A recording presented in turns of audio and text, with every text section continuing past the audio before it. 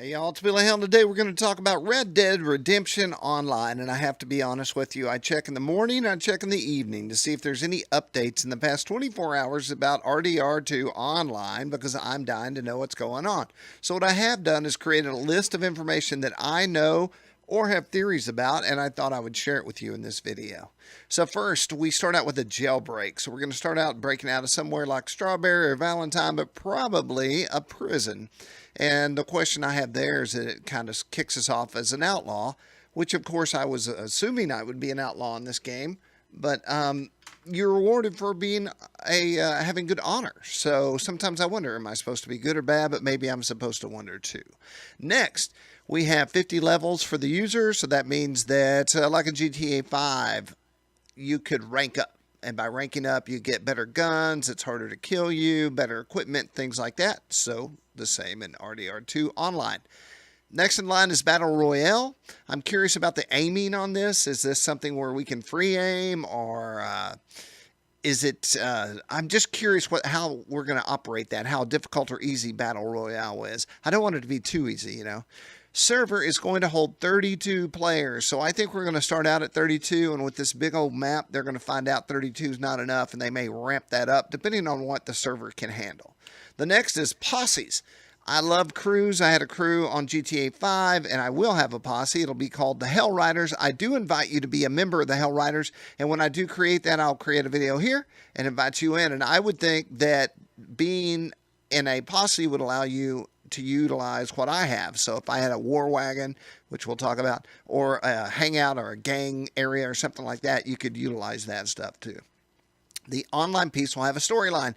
So, you know, we're putting meat on the bone here. We're getting online. We're doing all these great things that we've always wanted to do, but now we have a character arc. We have people that we're going to meet, and things are going to occur in the story to hook us in and keep us coming back for more, which of course is what we want. Character creation. GTA 5, you had a mother and a father, and then you just got whatever the hell came out of there. I'm hoping we can control what our face looks like, how tall we are, how short we are, if we're fat, if we're muscular, if we're skinny like a hillbilly, or whatever. All of it will make the gameplay more interactive because it will feel more realistic. So I'm interested to see about that. Of course, you can always change your clothes, hats, boots, and get a shave. Microtransactions. Some people hate them. I like them. If I want a horse, I want to be able to buy it right then if I want to, or work for it. Whatever it is, I just would rather have more options than less. So that's good for Rockstar too. I know microtransactions are important to keep a game rolling, keep the lifeblood going, y'all. Server updates. I have sat around waiting for a server to come online for GTA for so long that I thought, man, if I didn't love this game, I certainly would never come back ever again. So Rockstar has listened to that, and the word on the street is that the servers are faster. Less grindy. Once again, Rockstar hearing us saying, we don't want to grind all the damn time. And so I got to think the prices are lower, or the grind is more fun or different or something, but we'll find out once we get there.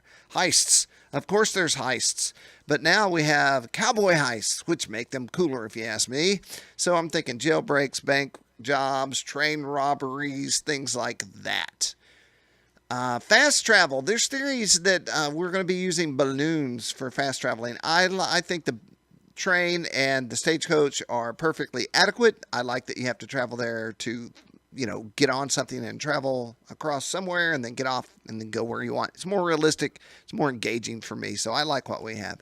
Wildlife and crafting. I'll put these two together. You got to have wildlife because you got to have skins and clothing and meat and things to sell. And crafting, you have to craft things like bullets and potions and Deadeye and all these things that you need. So, of course, that's online. Very exciting for me are vehicles, which, of course, would be wagons. They might at some point, maybe, who knows, bring in some sort of early 1914 car, 1900 car. Well, we'll talk about the 1914 concept there. But there will be little wagons. I use little wagons when I hunt. And big wagons and maybe stagecoaches, who knows. I'm sure we'll have to have wagons for some of the missions that we're on, and maybe we own one if we have a property that needs one, much like GTA 5. And that brings us to properties, which is even more exciting because now we get camps, possibly stables for our horses, maybe a ranch with everything, stables and a place to stay, and a gun room where we can load out.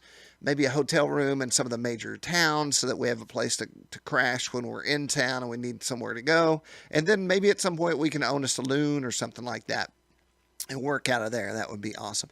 And then that brings us to 1899. My theory on 1899 is it bridges the gap between a little bit of future and a little bit of the Wild West. So we're still riding horses and we're still carrying old style pistols, but a few automatics are on the horizon and exist, and maybe a car, maybe some sort of flying device. I think it'll give them some wiggle room. Let's hope they don't wiggle too far, because we don't want to, get into a GTA flying Warcraft from the sky type of deal.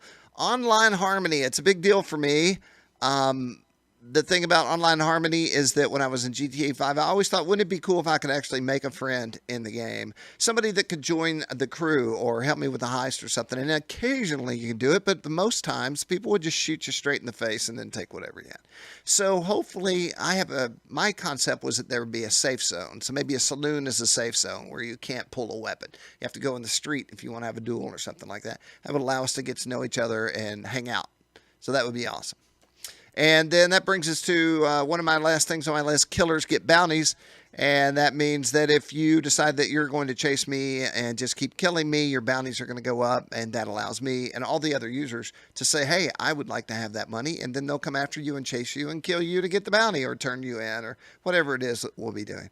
So these are some of the things you can look forward to in Red Dead Redemption 2 Online. I hope you stayed for the whole dang thing, and hit subscribe, ride with me, be a part of my posse when that gets going. It's all going to be good. Super exciting. Hey, y'all, it's Billy Hell. I'll talk to you later.